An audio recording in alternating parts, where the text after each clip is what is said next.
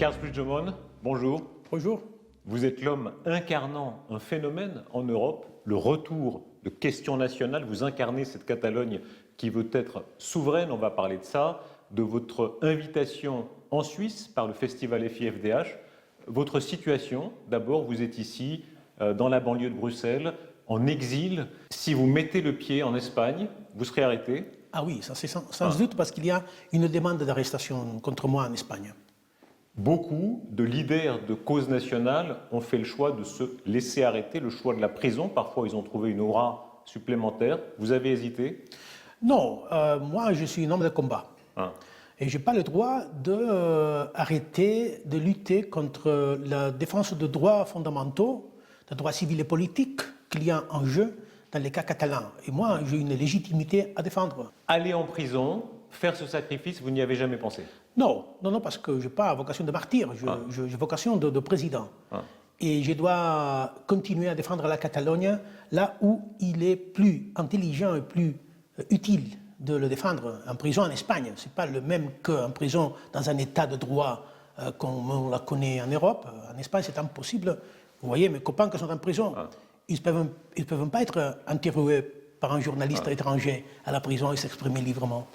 Votre situation aujourd'hui, est-ce que vous êtes en situation de faire un vrai gouvernement en exil? Bon, il s'agit d'un conseil pour la République. C'est-à-dire, on prend la légitimité du 1er octobre et de ce qu'on a décidé au Parlement catalan, à partir de cette légitimité des citoyens, pour commencer la démarche de ce qu'on appelle la République catalane. Et donc, on va commencer à démarrer les processus constitutifs. Qu'est-ce que veut dire au XXIe siècle avoir un État? Qu'est-ce que veut dire? Quelle est la forme de participation démocratique? Quel est le modèle social, le modèle énergétique? Tous ces débats qu'on aurait voulu commencer au Parlement catalan et que le système espagnol nous interdit de le faire. Est-ce que vous considérez qu'aujourd'hui vous êtes contre l'égalité, qu'il y a deux légalités, c'est ça? Je ne suis pas contre la légalité. Moi, je suis un homme d'ordre. Moi, je suis un homme de l'état de droit, le cadre de la loi. Mais de la loi, surtout de la loi internationale, de droits de l'homme. Qu'est-ce que vous dites exactement aujourd'hui? Vous dites « je suis le président en exil » ou vous dites « je suis le représentant d'une cause dans l'attente d'avoir un président » ? Bon, c'est vrai que je ne suis pas été élu comme président dans la République. Moi, j'ai été élu comme président de gouvernement qui a été de façon illégale écarté de pouvoir hors la loi espagnole. Et donc, je me ressens encore, je suis encore un président légitime. Est-ce que vous imaginez aboutir sans violence? Est-ce que ça, c'est possible? Oui, c'est notre voie, c'est notre espoir et c'est la façon dont les Catalans ont décidé, il y a beaucoup d'années, de faire leurs demandes, d'exprimer leurs demandes. Il n'y a pas une seule option, la violence. Est-ce que ça n'est pas illusoire? On a bien vu que le monde s'est intéressé vraiment à l'affaire quand il y a eu les violences, après le référendum, lors du référendum. En réalité, c'est la violence qui attire l'attention? Oui, c'est vrai. En fait, vous pouvez dire aussi qu'il n'y a eu pas aucune guerre d'indépendance qui a été perdue. Mais ce n'est pas le choix. Il n'y a pas le choix. En Catalogne, on veut faire les choses. On veut fonder une nation, un État avec un engagement très enraciné à la non-violence. Il y a beaucoup de passion de part et d'autre, parfois même de la haine, on l'a vu. On a l'impression qu'il y a presque un côté guerre de religion. Bon, c'est vrai que par beaucoup d'acteurs politiques espagnols, l'idée de l'unité de l'Espagne, c'est presque une religion. C'est au-delà même de la démocratie. Et par contre, ce n'est pas une idée partagée à la majorité des Catalans. On peut discuter de tout en démocratie. Eux vous diront, vous aussi, c'est une forme de religion, cette volonté absolue d'avoir une souveraineté catalane. Non, parce que c'est un droit reconnu par la Déclaration universelle des droits humains et par le pacte international de droits civils et politiques. C'est un droit qui est reconnu, en fait, par la Constitution espagnole. La Catalogne, c'est un peuple.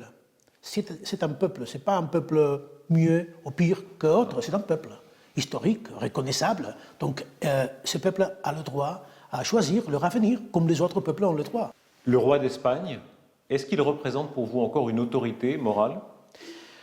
Il a perdu toute autorité face aux Catalans, parce que lorsqu'il a choisi d'aller au-delà de la Constitution espagnole, que prévoit un rôle d'arbitre, de médiateur, et il a décidé de soutenir clairement la position politique du gouvernement espagnol et de signaler clairement les Catalans indépendantistes comme personnes qui ne sont pas citoyens à respecter.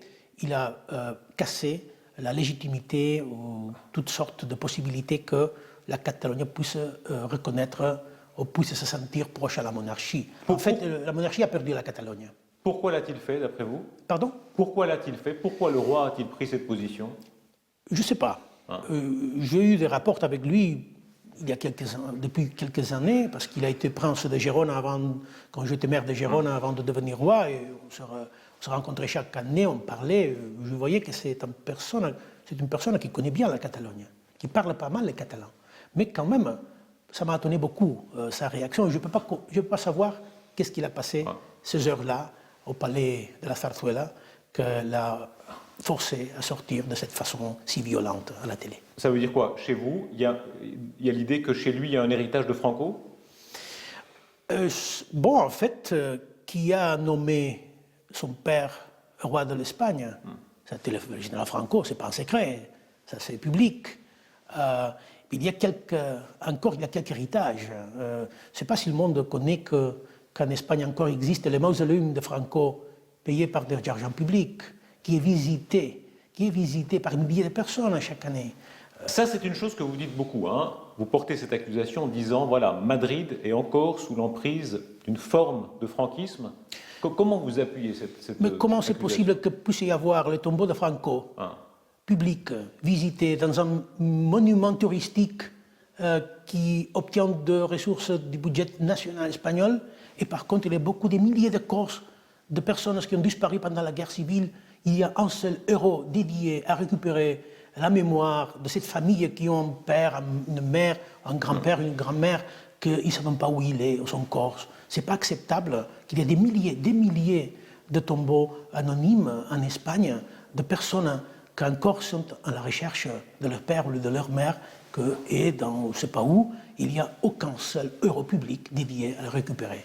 On a des points de comparaison, la Corse, le nord de l'Italie. À quel mouvement d'indépendance vous vous comparez? Aucun. Chacun a sa différence, ils sont très différents. Nous avons essayé une voie propre. Nous avons décidé de vinculer cette question nationale n'est pas résoute à une idée de démocratie, de participation, de modernité, de fonder un État moderne. Donc ce n'est pas une revendication identitaire qu'il y a ailleurs, qui est légitime d'autre part. Mais chez nous, c'est différent. Vous dites que vous êtes européen, mais l'Europe ne vous a pas très bien traité. Comment vous expliquez ça? Bon, l'Europe ne s'est pas bien traitée à elle-même, parce que nous sommes des citoyens européens. Lorsqu'il y a des millions de citoyens européens qui demandent de s'exprimer et qui se sont fait agresser par la police espagnole, ils demandent quand même une réaction, pas pour soutenir l'idée de l'indépendance, mais pour le défendre contre la violence policière. Vous vous êtes senti trahi? Je me suis dit, comme citoyen européen, dessus, parce que j'avais cru à la charte des droits fondamentaux de l'Union européenne. J'avais cru. Et donc, lorsque dans mon pays, que c'est l'Europe, dans mon espace, même spirituel, que c'est l'Europe, il y a une violation des droits fondamentaux, il y a des institutions, pas les Européens, des institutions qui restent en silence, ça m'inquiète, parce qu'avec quelle autorité morale l'Europe pourra continuer à dénoncer des violations de droits fondamentaux ailleurs? Quand M. Juncker dit moi, je ne veux pas d'une Europe où il y aura 95 États, est-ce qu'il n'y a pas un fond de bon sens? Oui, mais c'est quand même étonnant que le dise quelqu'un qui appartient à un petit pays qui s'appelle Luxembourg. C'est quelque chose d'étonnant. Qu'est-ce qu'il y a de divin ou de magique pour le Luxembourg que n'a pas la Catalogne? Mais je comprends les raisonnements, mais c'est un peu un raisonnement populiste. Donc, finalement, est-ce qu'on croit ou non à la volonté du peuple reconnue, d'ailleurs, à la Déclaration universelle des droits de l'homme?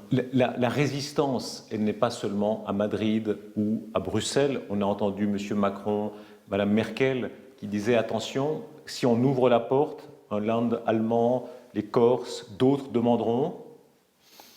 Oui, mais chaque problème doit être résolu, Hein? même si le problème ne nous plaît pas. Il y a un problème, oui ou non? Oui, tout le monde a vu qu'il y a un problème.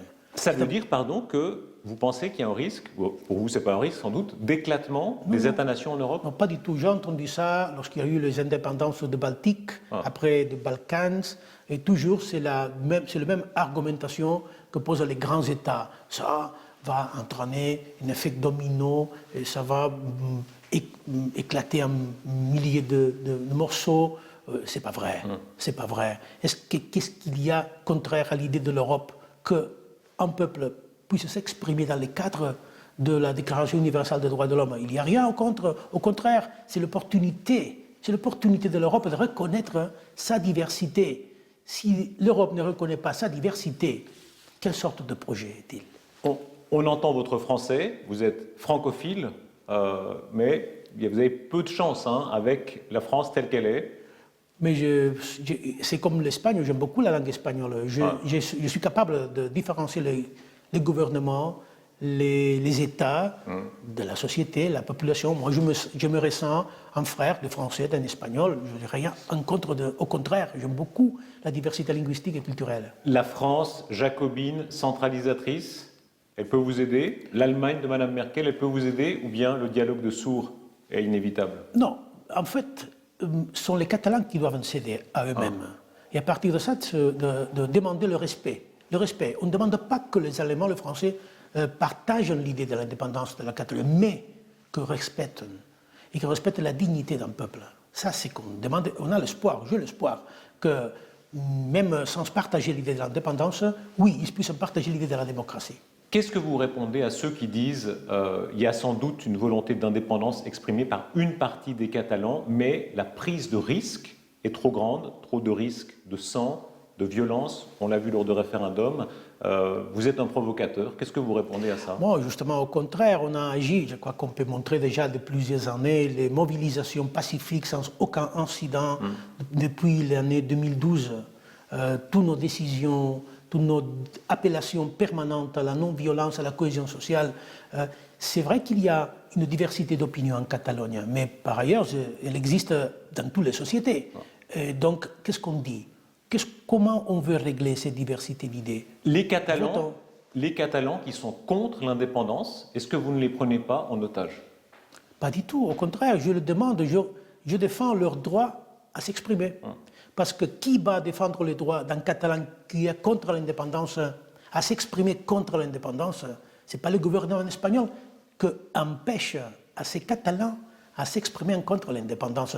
Nous, on propose à tous les 7,5 millions de s'exprimer librement et de respecter les résultats. Vous êtes catalan par toutes les fibres. Je vous demandais, voilà, quand est-ce que vous êtes devenu catalan? Ça vous fait sourire, hein? Oui, parce que ce genre de questions, on ne les pose pas en français, ou en belge, ou en suisse, ou en italien. Non, je n'ai pas prendre conscience d'intégrer un club privé que s'appelle les Catalans. Je suis catalan, comme en français, c'est en français. Quand même, dans votre vie, le moment où vous vous êtes dit, voilà, je vis en Espagne, mais je suis d'abord catalan, il n'y a pas un moment? Non, je n'ai pas privilégié. Moi, je suis catalan, donc c'est-à-dire en français, c'est en français. Non. Bon, votre famille l'était déjà, elle était déjà très imprégnée de souverainisme catalan? Non, il ne faut pas être souverainiste pour être catalan. Non, c'est plus important que ça. Il y a beaucoup de Catalans qui ne sont pas souverainistes et quand même ils sont catalans. Donc c'est un peuple. Qu'est-ce qu'un Écossais? Pourquoi c'est un Écossais et non pas un Anglais? Parce que c'est un Écossais. Et donc en catalan, c'est un catalan. Je suis incapable de dire pourquoi un catalan doit se sentir catalan de façon différente dont un Français serait sans français. Quand vous voyez des Écossais qui demandent l'indépendance, vous vous dites ce sont des frères? De point de vue démocratique, oui. Sa situation, ce n'est pas comparable à la nôtre, mais oui, c'est la façon de régler la situation en Écosse, c'est exemplaire. C'est un accord avec l'État, le Royaume-Uni. Et le Royaume-Uni a agi comme une vraie démocratie, disant « je n'aime pas que vous quittez le Royaume-Uni, mais je vais vous aider à décider. Mais je vais tout faire pour vous inviter à continuer à rester. » Ils ont gagné. Beaucoup de gens en Europe, dans ce qu'on appelle les élites, considèrent que le nationalisme est une idée du passé et qu'au fond, vous tirez vers le passé. Est-ce que vous entendez ça? Bon, je préfère de dire souverainiste, pas nationaliste. Je comprends qu'est-ce que ça signifie que le terme nationalisme, et bien sûr, je ne partage pas du tout ce que représente le nationalisme historiquement en Europe.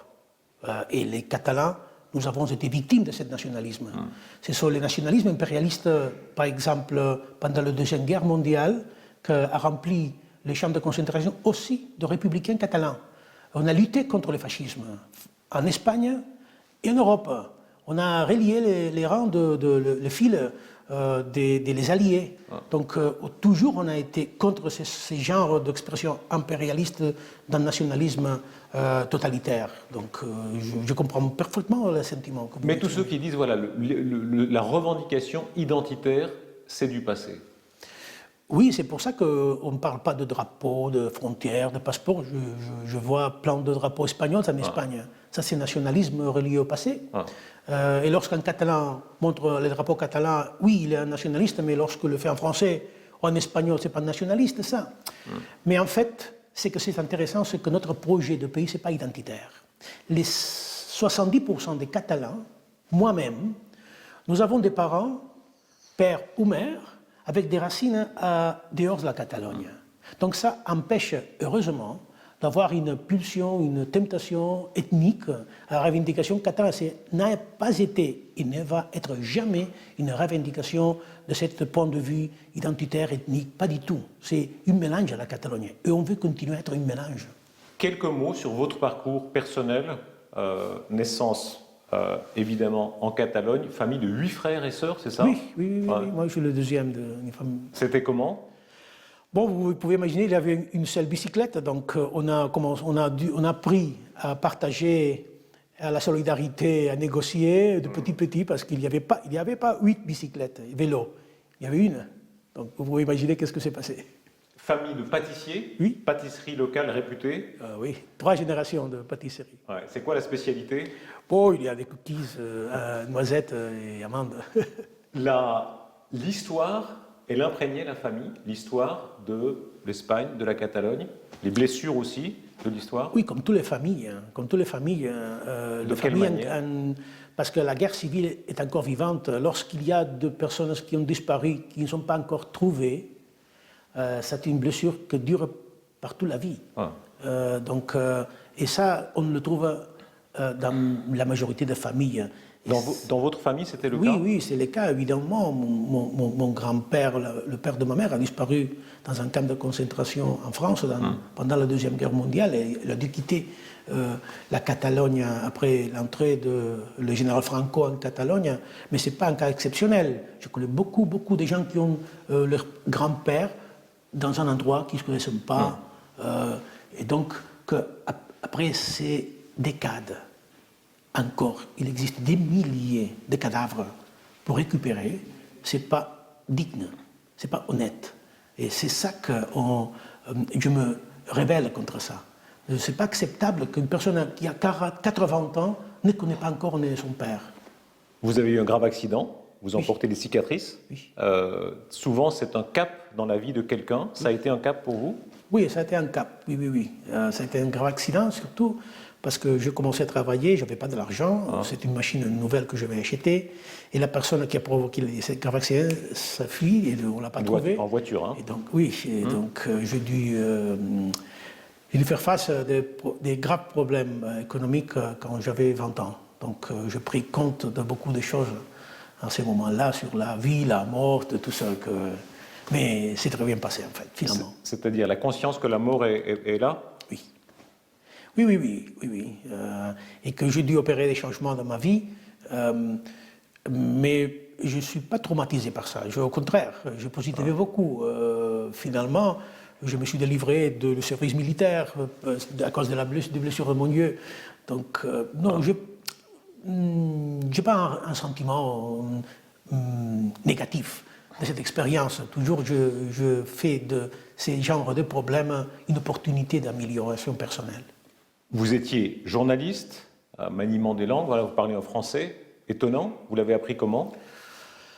Bon, à l'école primaire, j'ai choisi la langue française comme langue étrangère, mais en plus, je suis d'une partie de la Catalogne plus au nord, à côté de la frontière française, la Costa Brava, Girona. Donc il y a une majorité de tourisme et de résidents français. On a des amis à l'autre côté de la frontière, c'est la Catalogne française. Et ce n'est pas étonnant d'entendre les Français chaque jour. Et en plus, à Girona, on recevait la télé française. Et j'aimais beaucoup. En fait, j'aime beaucoup la langue française. C'est pas difficile. Vous parliez de pivot, apostrophe, Oui, débat, ça c'est. oui, c'est votre bon. univers. J'avais 80 ans. J'ai dû acheter une télé à Perpignan parce que la France utilisait une technologie qui n'existait pas à l'Espagne, c'est le SECAM.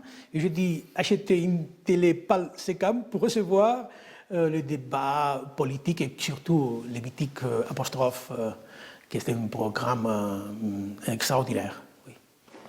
L'ambition est venue comment? Si vous perdez votre cause, vous disparaîtrez. Si vous gagnez, il y aura des places Puigdemont, des rues Puigdemont dans la future Catalogne? Non, j'espère que non. J'aime pas du tout ce genre de personnalisation. Le sentiment d'un destin, il vous est venu Non, à un moment pas donné? du tout. Au contraire. Je suis devenu président par accident, en fait, aux dernières minutes, Non, de c'est façon jamais par imprévue. accident qu'on devient président.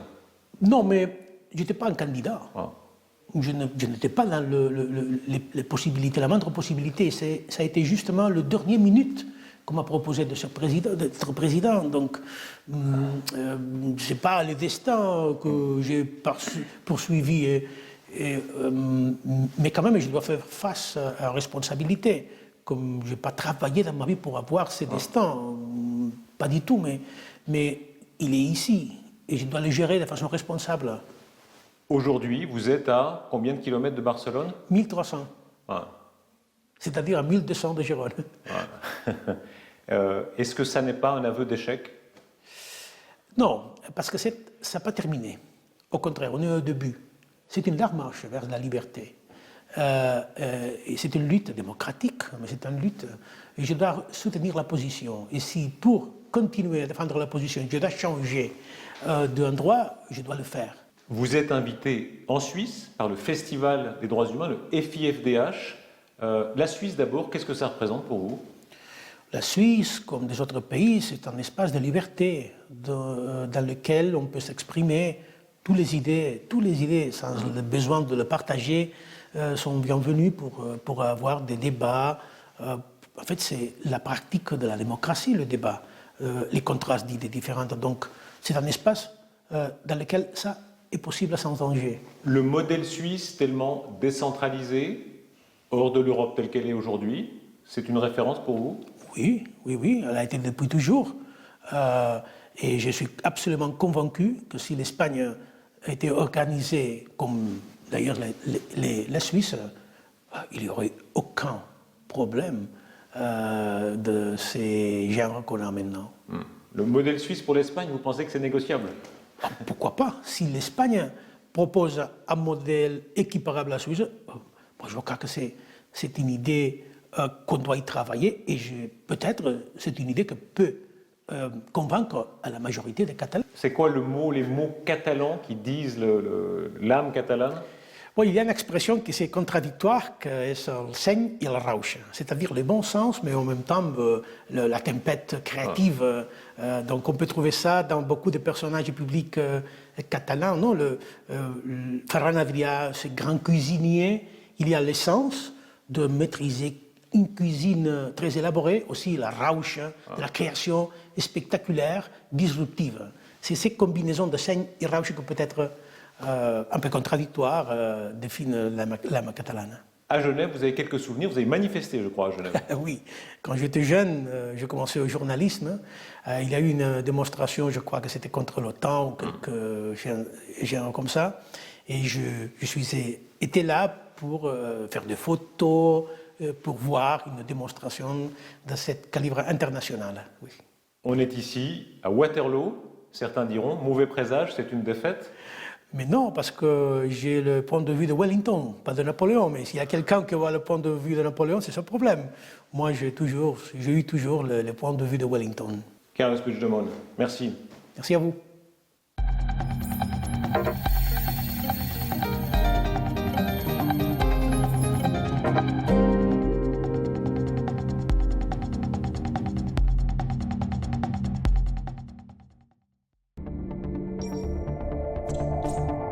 Pardonnez-moi